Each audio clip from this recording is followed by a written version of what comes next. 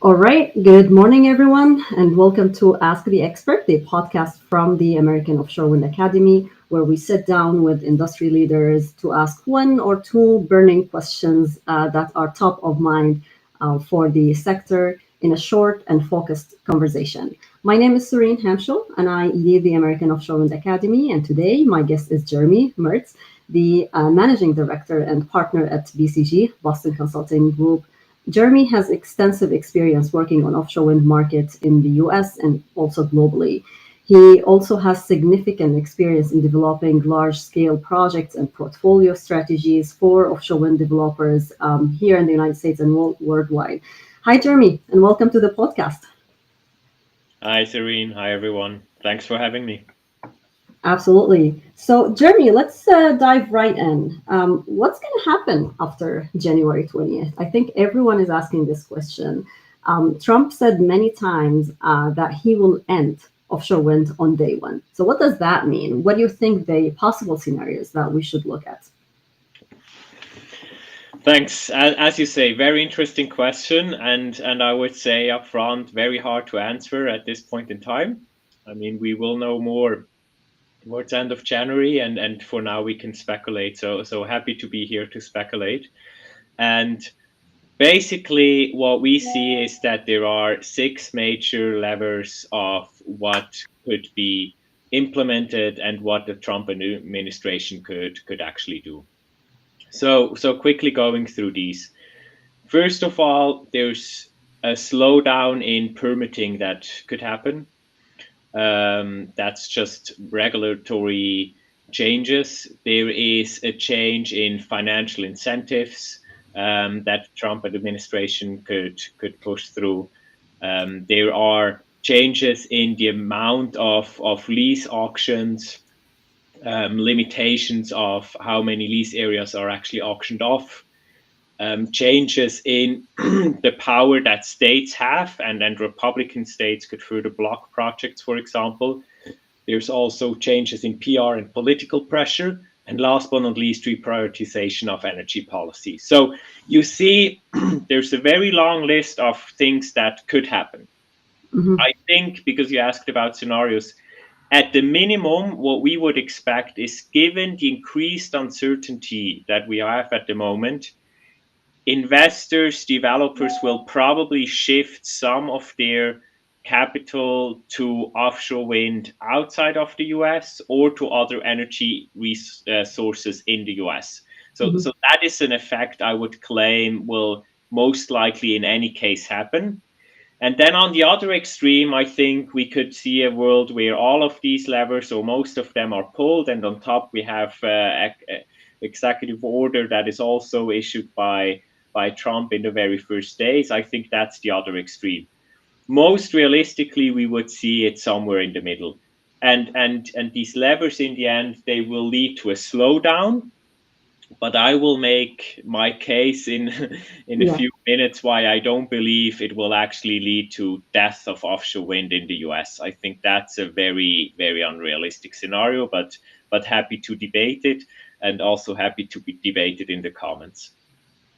Sure. And I actually see the slide that you put together, and I'm looking at the lease and auction limitations and the point you mentioned, reallocate areas. What do you mean reallocate areas? Do you think that these areas will be dedicated for oil and gas instead of being used for offshore wind? Yes, so by reallocate areas, what we mean is that areas that have so far been allocated to offshore wind, that they're basically just taken out of that allocation. Yes, it can be for oil and gas, but it can just be for not for offshore wind anymore. So yes, in parts, but basically that's just a change of the allocation. Okay.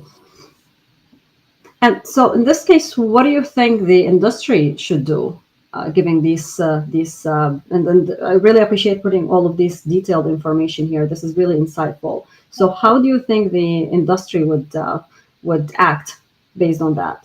Yes, so happy to actually quickly go on the second view that we have here, because this will help us also determine what the industry should and has to do. So if you look at the US at the US offshore wind project landscape, I mean, of course, we have the projects that are already operational today, the ones that are in very concrete construction. But besides those projects that we don't expect to be touched, we kind of have four categories. On the very far right here, the ones that are most progressed, having an Mhm. uptake and a COP already.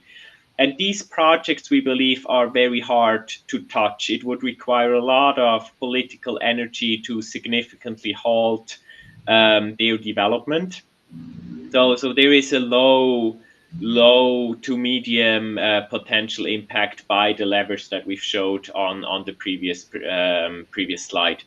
Now, if we look at the COP one, yes, there's more impact that could be here. That's 5 gigawatt, but also once the COP is approved, all of the permitting delay levers that we mentioned before, they cannot significantly impact the development anymore.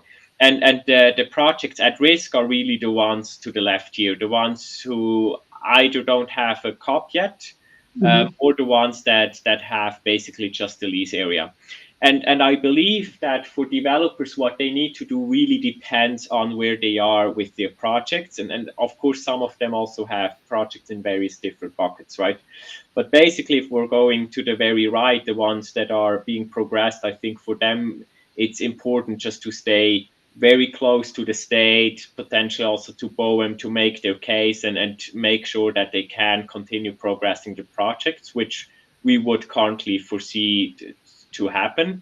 Whereas the projects that don't have yet the COP secured, there's also, I think, additional work required in terms of PR, right? So offshore wind, Trump brought offshore wind also very much in the public's focus, and I think additional PR engagement by developers will be required to manage their stakeholders and make sure that the progress are accepted within the areas that they're built. And if we look to the very left, if at the lease area secured, but not much more than that, in those cases, we're really talking about developers who might consider reshifting some of their capex and basically expecting a delay by a few years into the future and then only starting to fully develop their US projects a few years down the road. So as said in summary, I think different actions are more relevant for different players depending a bit on where most of their capacity is. But Mhm. important that this view shows that the nine, and I would even be optimistic here and count the additional 5 gigawatt as well, that there's a very significant pipeline in the US that most likely will still take off, even despite the messaging that has been around over the last few weeks and months. So yeah, this is also insightful. Thank you so much for sharing that. What do you think of the wind energy areas that were supposed to be auctioned later this year or planned for next year, namely Oregon and the additional wind energy areas in Gulf of Mexico? Yeah, that's a very it's a very good question. Look, I think the US has already auctioned quite a good amount of lease areas if you compare it to the OREC auctions and offtake auctions that have been out there, right? So there's a I wouldn't call it an oversupply yet, but there is clearly much more lease areas available than what we see on the offtake Mhm. being auctioned at the same time.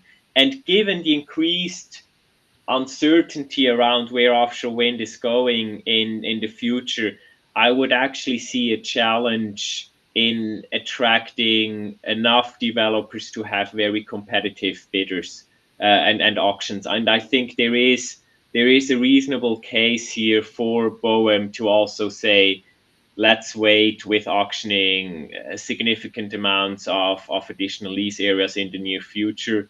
I do see a case in general to just, even if there is not that much political pressure from a Trump administration, just to postpone some of these auctions into the future. Yeah, this is definitely a great summary, and I think we already reached our time. And thank you so much, Jeremy, for sharing this insightful informations and putting all the scenarios out there. As you mentioned, there is really nothing certain, and let's wait and see what's going to happen after January 20th. Perfect. Thanks so All much. right. Thank you so much for joining us, and thanks for you for also joining our podcast. And hopefully, we'll host more episodes in the future, and also we can discuss post January 20th as well. All right. Thank you, Jeremy. We'll have to. Thanks. Bye, everyone. Thank you.